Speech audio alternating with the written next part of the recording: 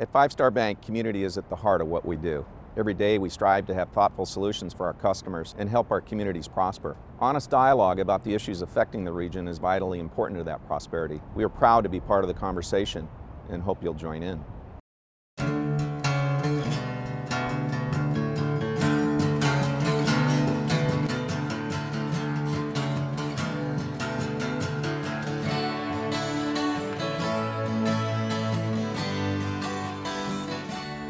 All companies look for the competitive edge. Getting the right people on a team is key. But what does that team look like? Diversity is one attribute often touted as a strength in corporate America. But how well are we in California doing in promoting diversity at the top? For 9 years, UC Davis has published a study on California women business leaders, measuring the progress of women diversifying the boards of directors of major corporations and becoming senior executives. What does the data tell us about the impact of women in the boardroom and in the corner office? Joining us today are Wendy Beecham, Managing Director of Executive Education for the UC Davis Graduate School of Management, and Aisha Mastagni, Investment Officer with the CalSTRS Corporate Governance Division. Wendy, why does this matter to corporate America?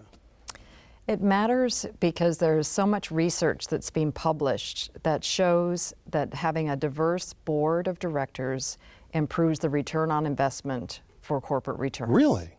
Absolutely. And Aisha, can CalSTRS, does your experience validate that? It does. There are several academic studies out there that show the more women you have on a corporate board, the better the returns. And not just in terms of total shareholder return, but return on equity, return on invested capital. These are things that matter for sustained performance for our portfolio at CalSTRS. And what do you think is the difference that having women on the board makes? I think it gets away from what we like to call the groupthink. You know, 2008 was the severe financial downturn, and a lot of that has been attributed to, unfortunately, all white male boards that all thought alike and couldn't see the risks that were coming ahead. And so by getting new ideas, people of different backgrounds, different cultures, different genders in that boardroom, they can evaluate all the risks and potential opportunities for a company. Wendy, how do we define diversity? Because it's a term that's used constantly. That's right. But it seems like everyone has a different definition. Of it. How are you using it? For the Census of Women Leaders, we're really focusing on the diversity in gender because it's really about the data, and that is what we can track. That's what's reported. But diversity in a more general term really means a diversity of background, of culture, of life experience, of work experience, of all of the things that you bring that will give you a different perspective on an issue that is being discussed in the boardroom or at the C-suite level. And one thing that I wonder about is why women as the primary indicator rather than, we'll say, ethnicity, religious background, right, geography. What is it about women that makes that the potent study metric? It's really because that's the data that's required to be reported by the Securities and Exchange Commission. And so they're broadening the rules, and I think Aisha would probably be able to discuss that in greater detail. But for now, with regards to, from an academic perspective, what is truly something that can be tied back to data that is verified, it is by gender. And so that is what we track. Yeah, it's hard to measure if someone has a diverse culture or a different background. You can't academically measure that. Now, the SEC, you're right, recently they came up with some requirements that now require companies to talk about director qualifications. And this is the place in the proxy that companies can talk about why someone belongs on their board. What is the value add that that person brings to the table? And so it's gotten better, and you get a lot more clarity about why folks are in the boardroom. But really, when it comes down to it, gender is the only thing I can measure and do a true academic study about. And you talk about qualifications for being on a board. One of the challenges, as I understand it, is that historically, because of the fact that there have been so few positions that women have had access to, that the upward sweep into the CEO spot or onto boards of directors has been difficult just because, well, if we do qualifications, you're not qualified. Well, I think it's all about different perspectives of what it means to be qualified. Now, does it mean that you have to have served on a public board before in order to be qualified? We don't think that that's necessarily the case. There are a lot of highly qualified women that are in executive positions at companies that have unique skill sets and experiences that they can bring to a board. Things like, you know, human resources development. I mean, that's one of the board's primary responsibilities, is to the succession of the CEO. Talent management. Talent management, exactly. Things, executive compensation, important thing for a public company board. There are things around accounting that are very important. Sustainability. There are people that are experts in these various fields that can add value to a board. You don't have to fill every skill set that's required. That's the point of having a collective. Well, Wendy, I'd like you to react to that, because one of the things that is mentioned constantly is women and others who are trying to break into the boardroom will say that, well, you have to have public company experience. And it's like the Woody Allen notion that, you know, any club that would have me as a member, I wouldn't want to be a part of. But or you can't be a member without already being a member. That's right. And I think that what we're seeing is there is a loosening up of what the definition of qualifications really means, because in recent years, there was an attachment to looking at women that were CEOs of Fortune 500 companies. Well, there aren't that many women that are CEOs of Fortune 500 companies, so immediately you've got very few people in the pool to draw on. But I think, as Aisha is saying, companies are really understanding that with some of the global dynamics happening in industry today, somebody that has extensive social media experience or extensive experience in cross-border trade, it's really critical that they have that level of expertise, or someone who's done business in China before and can bring that expertise to the table. So there's a broadening of a definition of what the qualifications are. But I think what's really important is that anyone interested in a public board seat really needs to understand that there are minimum requirements that you really have to have that in order for you to be effective on the board and running. Give us an example of that. Running an operation that has a significant profit and loss budgeting aspect to it is critical. We see a lot of people where they might have a very large cost-based budget if you're running a large marketing department, but that's not running a P&L where you're really measuring how you're driving the revenue and managing the costs. So in other words, being the director or senior vice president of marketing by itself, while that sounds impressive, for the types of things that boards are looking for, because it's not profit and loss accountability experience, it's not enough. That's right. But I think that the other thing too, though, as we were talking about, if someone has an expertise in a different area and they might not have as strong P&L experience, some boards are developing onboarding techniques in order to beef up some of the P&L areas and really bringing them in because of that other expertise that they have. Share with us some of the major findings of the study this year. Yes, so as you mentioned, it's the 9th year that the study has been published. And this year what we found was that there had been some small movement. So we showed that 10.9% of the top 400 public companies in the state of California have women directors on their boards or women executives in the C-suite. And that's a growth of 1% in the past year, which is a pretty significant jump because it's been fairly flat for the past several years. But conversely, what that means is that 89% of the top 400 public companies have no women. Well, let me jump in on you on that one, because you know, we are in a global economy, and I'm sure that CalSTRS assesses its portfolio companies on their performance against competitors. Absolutely. So let's talk about an international competitor. In Australia, the number of women on Australian corporate boards has doubled over the past 4 years, according to the Australian Institute of Company Directors. And now women in Australia hold 23.8% of directorships. Mm-hmm. Well, I always thought that California was supposed to be the market leader in everything. What's going on? You know, there's a lot of countries around the world that actually have implemented legislation to get more women onto corporate boards. I'm not sure that the United States is ever going to get there. I think there's different ways that we can try to get more women in the boardroom. But you're absolutely right. There are countries around the world that are doing a much better job at getting folks in the boardroom. And not just for California companies, back to what Wendy was saying, you know, you look at broad indices like the Russell 3000, and the needle has barely moved to get more women in the boardroom. And yet we have more women graduating from universities every single year. That's true. That's true. Well, over the past few years, based on the recession, one of the phenomenons that I've heard about regularly is we don't want any change in the board right now because we need to have stability and people who have deep knowledge of the business. Yeah. And maybe that was justifiable. Maybe there's a little bit of an excuse in there. Yeah. But that at least is one notion that's been put out.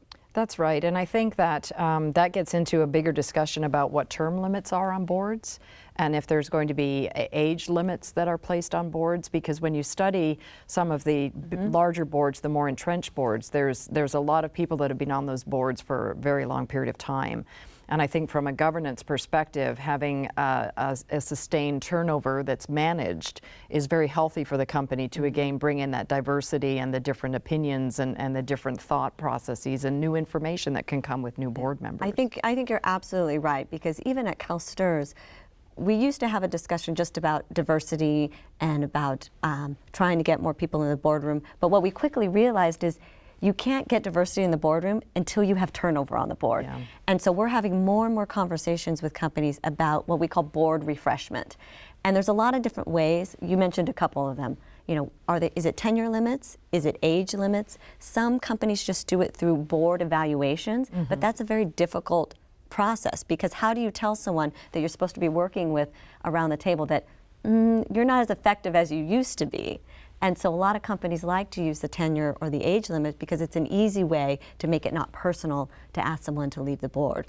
So let's go down the road and assume that you are having board refreshment taking place, and boards are becoming more diverse and more women are coming on to these boards of directors.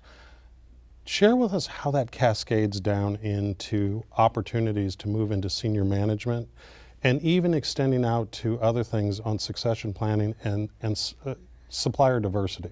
Yes.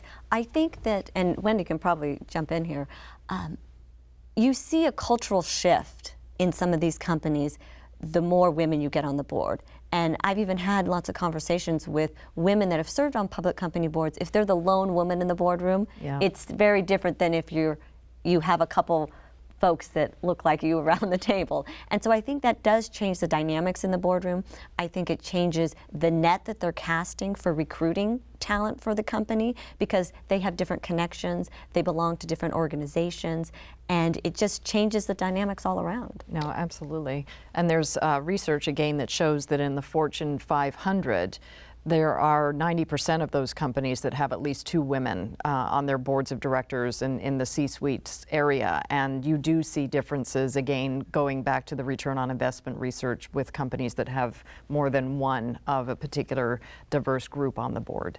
What are the attributes, if either of you are evaluating companies and looking in the side, what set of behaviors can you tell that demonstrate that they're moving in the right direction from the board trying to diversify itself and bring more women on, and not only bring them on, but empower them to actually have a real role that's not tokenism. That's right. On the board. Absolutely. That's right. I think one of the first places we start is if we see a company that doesn't have any women on its board, one of the things that we go and look at is the nominating committee's charter. And we look at, okay, what is this committee tasked with doing, and what are the qualifications that they're looking for when they want a new person in the boardroom? And a lot of times what we find is missing is that diversity of a number of things, whether it's ethnicity or gender. And we talk to and have a conversation with companies and say, why is this not part of your qualifications when you're going to look for new board members? I'd love to know what some of the responses you get on that. You know, quite honestly, some of the companies are shocked that it's never been there, that no one's ever asked them about it. Others, it's about an evolution of their process. A lot of companies enhanced their charters when the SEC regulations came out about director qualifications.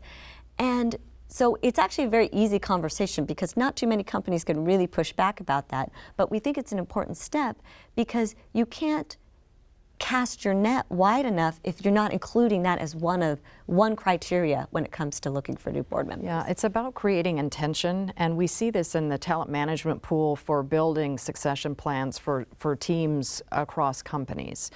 If you, there's a lot of unconscious bias that we have as individuals. Really? And I had this amazing experience with this gentleman at UC Davis. His name is Stephen Baissa, and he's the director of the Cross-Cultural Center. And we were meeting with a group of agricultural leaders, and these were middle managers that were doing very well and very successful in their careers, and they were working on a program that was going to take them to the next level. And we facilitate a program about diversity. And the first thing he has them do, it's a really interesting exercise. He doesn't tell them why, but he asks them just to write down who their best friend is, who is their mentor, who do they socialize with most often, who do they play sports with, and just create that list. And then he asks them to look at the list and really assess how diverse that list is. And across the board, it shows that most of the people that are in your circle are people just like you, with similar backgrounds and similar experiences and things like that. And until you really see that and start to think about it intentionally, and as you're hiring people or recruiting board members, really be intentional about, well, I need a broader pool of candidates. What was the reaction of the people who engaged in that? They were shocked. They were really shocked, but in a very positive way. I mean, it created a wonderful dialogue, which was the point of doing that. And some people realized how much they relied on family members. It sounded like an aha moment. It was a real aha moment, but it was done in a very meaningful way for people because it wasn't judgmental. It's really just about, as the census is, it's giving information and just asking you to think about something a different way and then start to create intention about what you might do differently based on what you just learned. I like that thread. Isn't the point of bringing women onto boards and into the C-suites about increasing the possibility of thinking about things a different way? Absolutely. I think you see this a lot in, for example, the retail sector. I mean, why would you not have a board of directors that was at least 50% female when that is your customer base? You look at some of these, some of the technology companies. You have young women that are using these pieces of technology. Why would you not have that represented in your boardroom?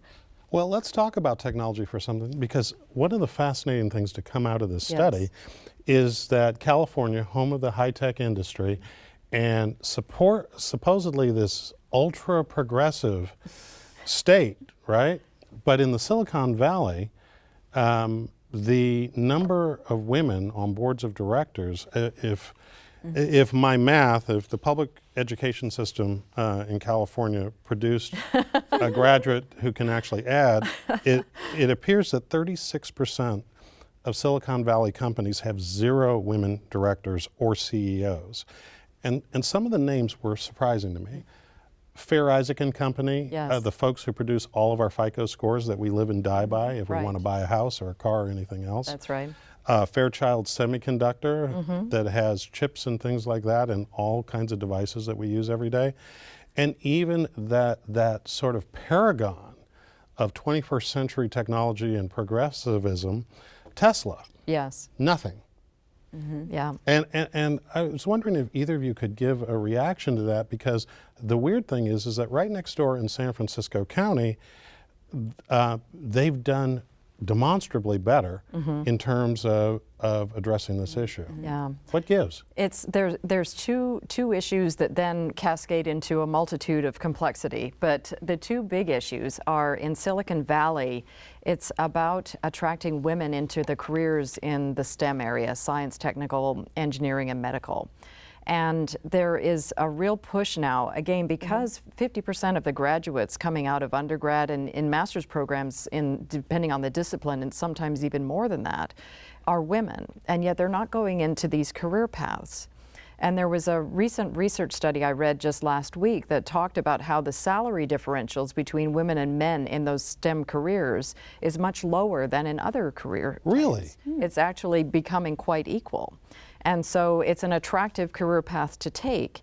But there's a lot of things when you look even at in the high school area about young girls who might be interested in science, but then for whatever reason they're not called on in class, or they're dissuaded from going into that career path, and so they choose not to go there. You get into the university setting and you find women that graduate, go into these organizations that you've named, and what they find is they don't have role models there. They don't have mentors. They feel isolated. Some of these companies, it's gotten much better in the past few years, but some of these companies didn't have some of the things that women need as far as flexible work schedules in order to deal with childcare or elder care issues and those kinds of things. Well, let me push back for just a second. Absolutely. And so far the discussion, I want to represent the absent white male at the table for a moment and ask this question, which is that, are there things that women should be taking responsibility for that they're not doing that preclude them, one, from getting on these boards, two, from moving into the CEO suite, and three, once they get to either one of those, being effective? Yeah, I really have some strong opinions in that area. Well, let's hear them. The reason being, I actually, in my career, I was in the C-suite. I was running a $200 million division of a company. I was the only woman in a male management team. And I also ran a nonprofit for women leaders in the Bay Area at one point, and I was a Vistage chair where I worked with a CEO peer group organization.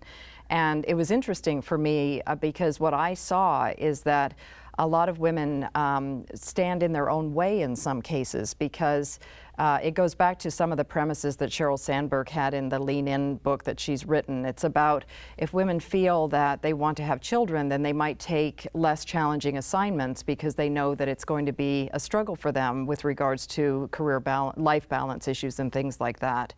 And there's so many societal pressures that are very complicated for women, and I think that there are some techniques that men use with regards to how they negotiate their salaries, how they negotiate for assignments that will give them more access to C-suite executives, the networks that they actually create for themselves. Women tend to create networks of people that they like and that they like to spend time with. Whereas men, again, they tend to create intention where they're finding networks of people who will help them reach a certain goal, whether it's getting a board seat or getting a next position in their company and things like that.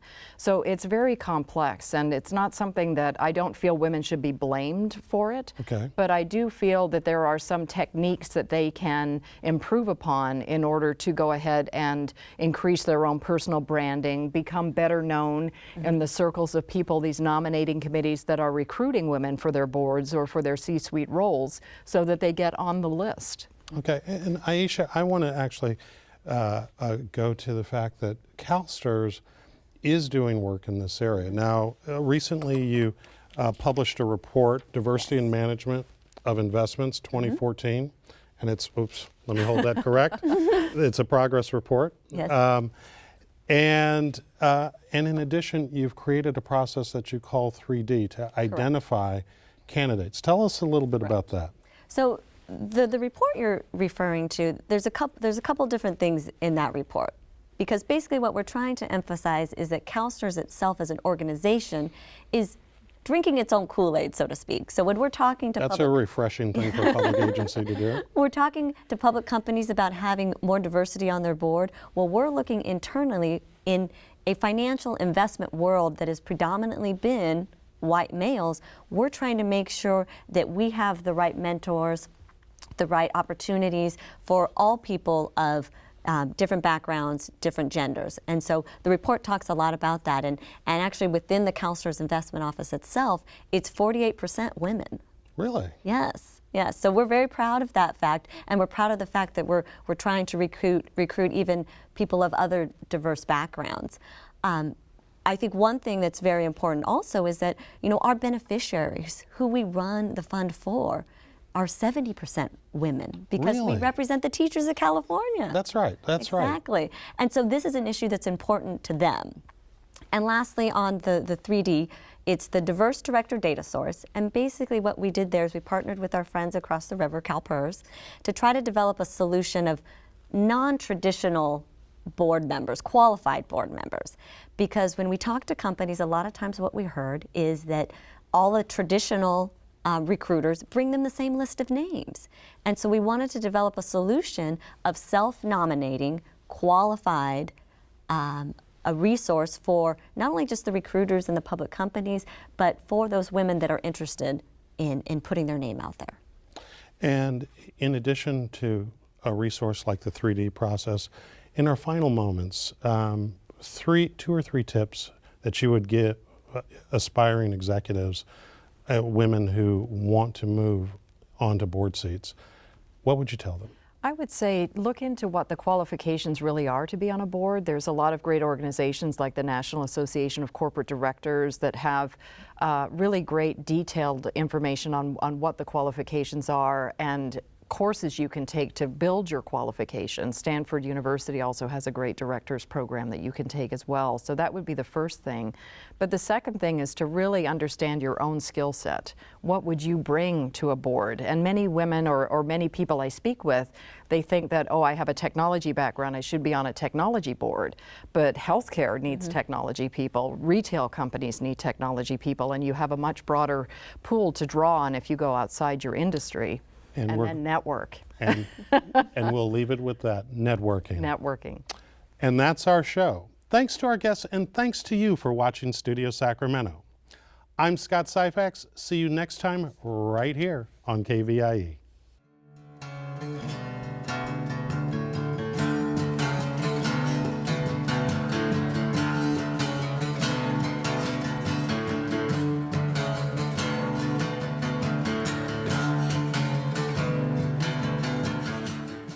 At 5 Star Bank, community is at the heart of what we do. Every day we strive to have thoughtful solutions for our customers and help our communities prosper. Honest dialogue about the issues affecting the region is vitally important to that prosperity. We are proud to be part of the conversation and hope you'll join in. All episodes of Studio Sacramento, along with other KVIE programs, are available to watch online at kvie.org/video.